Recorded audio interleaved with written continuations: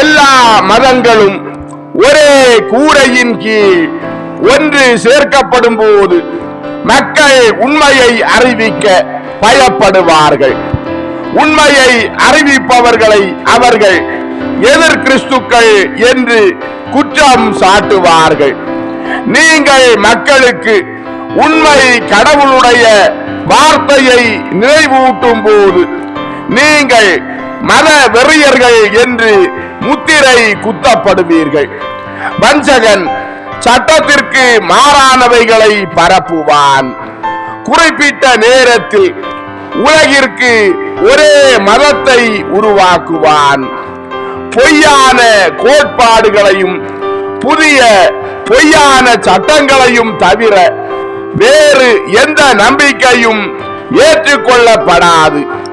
ஒரு குறுகிய காலத்திற்கு அனைத்து கோயில்களும் மூடப்படும்.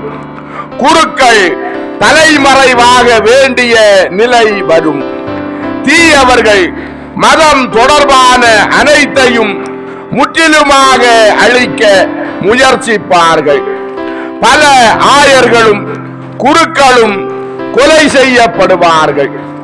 மறைந்து வாழ இடம் கிடைக்காத பல குருக்களின் தலை துண்டிக்கப்படும். நற்கருணையில் எனது புனித பிரசன்னத்தை மறுக்கும் வகையில் என் உடலும் இரத்தமும் புனிதப்படுத்துவதில் ஏற்படும் மாற்றங்களை கவனியுங்கள். புனித வார்த்தைகள் மாற்றப்பட்டால் நீங்கள் எனது தெய்வீக வாக்குறுதியை கடைபிடிப்பதன் மூலம் அதை பாதுகாக்க வேண்டும். பெரும்பாலான இடங்களில் விவிலியம் தடை செய்யப்படும். பரஸ்பர அன்பின் முக்கியத்துவத்தை போற்றும் ஒரு புதிய பொய் புத்தகத்தை அறிமுகப்படுத்தும்.